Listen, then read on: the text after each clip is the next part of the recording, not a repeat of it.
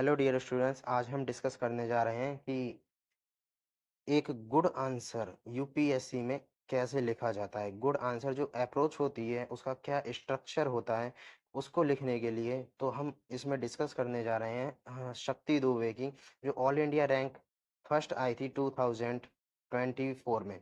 तो हम इसमें ये जानेंगे कि उन्होंने क्या स्ट्रक्चर फॉलो किया, जो टॉपर्स होते हैं वो क्या स्ट्रक्चर फॉलो करते हैं, ताकि उनका जो कॉपी है या उनकी आंसर शीट है उसमें सबसे ज़्यादा मार्क्स मिलते हैं। आपने देखा होगा कि जो भी यूपीएससी की प्रिपरेशन करते हैं उनकी जो नॉलेज होती है लगभग सेम होती है, लेकिन जो उनके मार्क्स होते हैं वो डिफरेंस होते हैं, क्योंकि जो एक टॉपर का अप्रोच होती है आंसर राइटिंग की वो डिफरेंट होती है।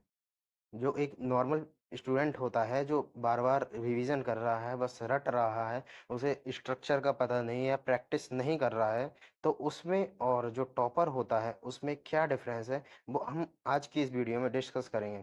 तो हमने ये शीट शक्ति दुबे की ली है, तो हम इसमें डिस्कस करते हैं कि उन्होंने क्या अप्रोच फॉलो की जिससे उन्हें अच्छे मार्क्स मिले।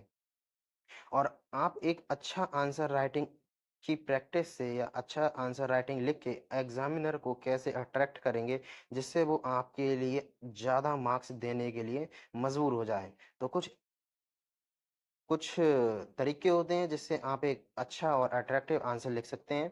तो हम देखते हैं कि टॉपर की इस कॉपी में उन्होंने क्या स्टेप्स फॉलो किए हैं। तो सबसे पहले आप देखेंगे ये क्वेश्चन क्या है, उसके लिए सबसे पहले आपको पता होना चाहिए क्वेश्चन में पूछा गया है उसका। फिर उसके बाद फ्रेमिंग करते हैं, हम स्ट्रक्चर बनाते हैं ताकि हम किस तरीके से लिखेंगे, जैसे इंट्रो हो गया, मेन बॉडी हो गई और उसके बाद कंक्लूजन। तो मेन बॉडी में क्या क्या पूछा है वो डिपेंड करता है, उसके एक पार्ट है दो पार्ट हैं वो डिपेंड करता है।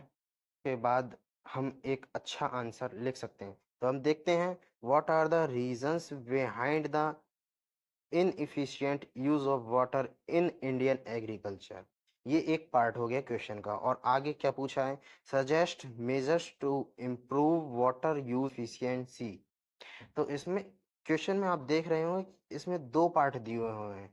ये एक 10 मार्कर क्वेश्चन है, तो 10 मार्कर क्वेश्चन में 150 वर्ड्स में आपको लिखना होता है। ये आपको प्रैक्टिस करने के बाद ही पता चलेगा कि आपके 150 वर्ड पूरे हो रहे हैं या नहीं। ये आप एग्जाम में जाकर गिनेंगे नहीं, तो आपके लिए इसकी प्रैक्टिस करनी होगी अच्छे से। तो हम देख रहे हैं इस क्वेश्चन, इस आंसर शीट में कि इसमें पैटर्न क्या फॉलो हुआ है वो हम देखते हैं सबसे पहले, फिर इसके बाद आगे का डिस्कस करेंगे। तो आप देख सकते हैं इस आंसर शीट में सबसे पहले तो जो शक्ति दुबे हैं उन्होंने एक अच्छा सा इंट्रो दिया है। किसी भी आंसर को लिखने से पहले उसका आप इंट्रोडक्शन देंगे, उसी से शुरुआत होती है, जिससे एग्जामिनर को पता चलता है कि आप क्या कहना चाहते हैं और आप एग्जाम में जो क्वेश्चन पूछा है उसको अच्छे से समझे हैं या नहीं। तो एक अच्छा सा इंट्रो है, इंट्रो देने के बाद भी उन्होंने एक अच्छा सा सिग्निफिकेंट एक डेटा दिया हुआ है जिससे एग्जामिनर को लगे कि आपके पास किस लेवल की नॉलेज है। ये डेटा आपको मैगजीन से या आपके स्टैटिक्स पोर्शन से उसमें से आपको याद करना होगा और इसके नोट्स बनाने होंगे। एग्रीकल्चर हो गया या फिर कोई भी जीडीपी का क्वेश्चन हो गया, कोई भी इकोनॉमी में हो गया, एंशियंट हिस्ट्री में हो गया, तो वो आपको याद करना होगा और उसके नोट्स बनाने होंगे जिससे आपके लिए आगे हेल्प मिलेगी। तो इसमें देखिए एक अच्छा सा इंट्रो दिया हुआ है और फिर उसके बाद एक डेटा भी दे रखा है जिससे एग्जामिनर अट्रैक्ट हो। तो आप देख सकते हैं यहाँ इस आंसर शीट में जो भी इम्पोर्टेंट है उसको हाईलाइट किया हुआ है। ये मोस्ट इम्पोर्टेंट होता है क्योंकि एग्जाम में जो एग्जामिनर होता है उसे एक दिन में कई सारी कॉपियां चेक करनी होती, n number of piece check करता है। तो उसके लिए ये सारा बहुत ये काम बहुत बर्डन लगने लगता है, तो वो ऊपर ऊपर से देखता है।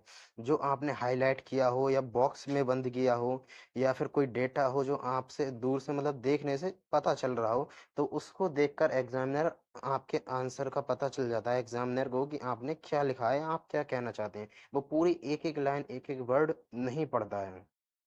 तो सबसे पहले आपको तो ये याद रखना है कि आपके लिए जो भी इम्पोर्टेंट डाल रहा है उसे हाईलाइट करना है या एक बॉक्स बनाना है या पाई चार्ट के थ्रू आपको उसे बनाना है जिससे एग्जामिनर अट्रैक्ट हो और आपकी आंसर जो शीट है वो अट्रैक्टिव लगे।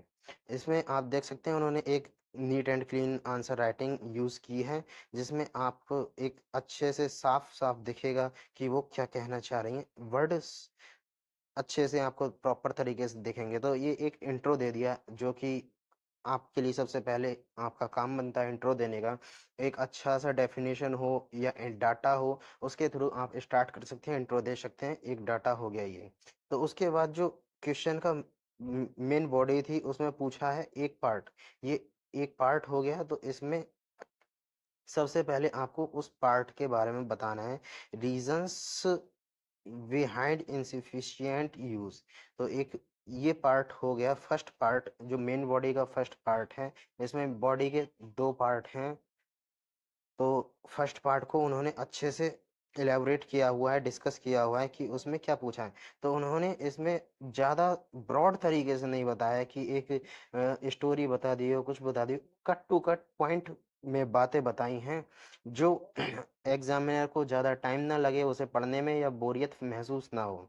तो कट टू कट आंसर बताया है, लेंथी नहीं किया है। तो इस चीज़ का आपको ध्यान रखना है कि आपको अपनी बातें जो हैं पॉइंट में बतानी है और जो इम्पोर्टेंट है उसको हाईलाइट कर देना है। जैसे lack of awareness, green revolution, एमएसपीरिज्म, ये आपको जब आप आंसर राइटिंग करेंगे या ज़्यादा आंसर राइटिंग करेंगे तो आपके लिए हर सब्जेक्ट वाइज आपको कुछ की टर्म्स मिलेंगे। जैसे ग्रीन रेवोल्यूशन हो गया, एमएसपी हो गया, ये की टर्म है, आप इनकी जगह कुछ और यूज़ नहीं कर सकते। जो जनरल वर्ड होते हैं वो यूज़ नहीं करेंगे। तो ये एक अट्रैक्टिव लगता है, एग्जामिनर इससे अट्रैक्ट होता है। ग्रीन रेवोल्यूशन हो गया, इकोनॉमी में अलग अलग टर्म होती हैं, सस्टेनेबल डेवलपमेंट, जीडीपी, याद करनी होती है की टर्म। आप एक अलग बुक लेंगे, कॉपी लेंगे, उसमें आप सब्जेक्ट वाइज या GS paper 1 GS paper 2 wise आप अपने नोट्स बना लेंगे, की टर्म्स लिख लेंगे। कुछ इंट्रो भी होते हैं, जैसे एजुकेशन हो गया, टेररिज्म हो गया, इनके ज़्यादातर question again and again essay में या GS paper first second third इनमें रिपीट होते हैं। तो आपके लिए इनका पहले से पहले इंट्रो तैयार रखना है, कंक्लूजन तैयार रखना है, क्योंकि 90% क्वेश्चन में ये सेम ही रिपीट होते हैं। तो इनमें डाटा वगैरह आपके लिए याद रखना है, जो मेंस में आप जब एग्ज़ाम देंगे तो उसमें काफ़ी हेल्पफुल होगी और आपके लिए काफ़ी हेल्प मिलेगी और आपका जो टाइम है वो अच्छे से क्वेश्चन पे, और जो क्वेश्चन है जो आपको नहीं आते हैं, कम आते हैं, उनमें आप अपना टाइम दे सकते हैं।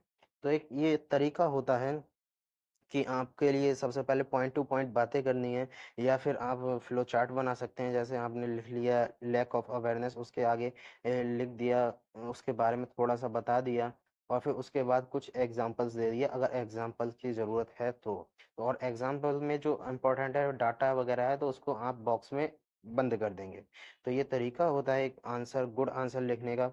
जैसे आप दूसरी तरफ देख सकते हैं, यहाँ पर उन्होंने दूसरी बॉडी में लिखा है, दूसरी बॉडी को स्टार्ट किया है तो उसे बॉक्स में बंद कर दिया है, जिससे पता चले हाँ आप क्वेश्चन को समझ गए हैं, उसकी हर एक डायमेंशन आपने फुलफिल कर दिया है, ये दूसरी डायमेंशन है।